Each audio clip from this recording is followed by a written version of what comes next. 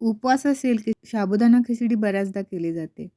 आजही आपण साबुदाणा खिचडी बनवतोय, पण थोड्याशा वेगळ्या पद्धतीने. नमस्कार, तुमचे खूप मनापासून स्वागत आहे. 1 कप साबुदाणा 2 वेळा स्वच्छ धुवून घेतलेला आहे. साबुदाणा पाण्यात बुडेल इतपत यामध्ये पाणी घालून रात्रभर भिजत ठेवला होता. बघा असा हा मोकळा असा साबुदाणा छान फुलला आहे. यानंतर यामध्ये अर्धा कप शेंगदाणे कूट घालायचा आहे. मिक्स करून घेऊ. शेंगदाण्याचे कूट आवडीनुसार कमी जास्त करू शकतो आणि चवीनुसार मीठ देखील घालू. मिक्स करून घेऊ.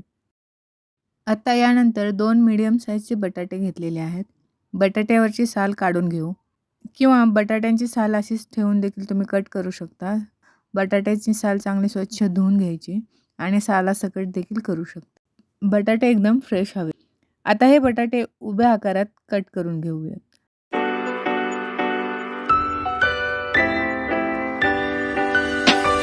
तुम्ही जर हा व्हिडिओ पहिल्यांदाच बघत असाल तर चॅनलला सबस्क्राईब केलं नसेल अजून तर सबस्क्राईब करा आणि हो सोबतच बेल आयकॉन देखील प्रेस करा. म्हणजे यापुढे येणारे व्हिडिओज सर्वात आधी तुमच्यापर्यंत पोहोचतील. अशा पद्धतीने पातळ आणि उभे असे काप करून घेतलेले आहेत. आता एका पॅनमध्ये 2 ते 3 चम्मच तेल घेतलेलं आहे आणि यामध्ये 1 चम्मच तूप घेतलेलं आहे. तुपाऐवजी तुम्ही बटरचा वापर देखील करू शकता. खिचडीमध्ये तुपाचा वापर केल्यामुळे किंवा बटरचा वापर केल्यामुळे खिचडी चवीला अप्रतिम लागते. आता यामध्ये थोडेसे शेंगदाणे परतून घ्यायचे आहेत. छान असा गोल्डन कलर येईपर्यंत शेंगदाणे परतून घ्यायचे आहेत. लो टू मीडियम फ्लेमवरती परतून घ्यायचे आहेत. शेंगदाणे परतले आहेत. आता एका प्लेटमध्ये काढून घेऊ. 3 ते 4 मिनिट इतपत शेंगदाणे परतून घेतलेले आहेत. असा कलर आला की प्लेटमध्ये काढून घ्यायचे. आता यामध्येच बटाट्याचे काप परतून घेणार आहोत. हे सुद्धा तांबूस गोल्डन कलर रंग येईपर्यंत परतून घ्यायचे आहेत. लो फ्लेमवरती परतून घ्यायचे आहेत. 4 ते 5 मिनिट हलकासा तांबूस कलर येईपर्यंत परतून घेतलेले आहेत. आता यामध्ये बारीक चिरलेली हिरवी मिरची घालूयात. उपवासाला जर तुम्ही जिरे खात असाल तर यामध्ये अर्धा चमच जिरे देखील घालू शकता. आता यामध्ये साबुदाणा घालूयात. मिक्स करून घेऊयात. ऑलरेडी साबुदाण्यामध्ये आपण मीठ घातलं होतं त्यामुळे इथे आपण परत मीठ घालत नाही आहे.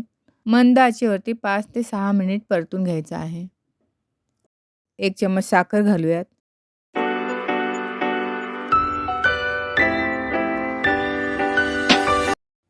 यानंतर लाल मिरची पावडर आणि थोडासा लिंबू रस देखील घातलेला आहे किंवा आमचूर पावडर देखील घालू शकता. मिक्स करून घेऊयात. हिरवी मिरची अजिबात तिखट नाही त्यामुळे इथे लाल तिखट घेतलेलं आहे. जर हिरवी मिरची तिखट असेल तर तुम्ही काश्मीरी लाल मिरची घालू शकता फक्त कलरसाठी. 2 ते 3 मिनिट परतून घेतलेलं आहे. आता यावरती झाकण ठेवून 1 मिनिट वाफवून घ्यायचं आहे. 1 मिनिटानंतर झाकण काढायचं आणि खिचडी परत हलवून घ्यायची आहे. परत यावरती झाकण ठेवून 1 मिनिट वाफवून घ्यायचं आहे. पाहू शकता साबुदाणा खिचडी तयार झाली आहे. एका प्लेटमध्ये काढून घेऊ. यावरती सुरुवातीलाच परतून घेतलेले शेंगदाणे वरून अशा प्रकारे घालून घेऊ. दहीसोबत ही खिचडी खूप छान लागते. मोकळी, सुटसुटीत आणि चवीला अप्रतिम अशी ही खिचडी तयार आहे. कोण अशा पद्धतीने खिचडी बनवते ते कमेंट्स बॉक्समध्ये सांगा आणि कोणी या व्हिडिओनंतर ट्राय केले ते देखील सांगा.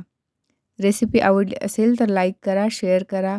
पुन्हा भेटू. तोपर्यंत धन्यवाद.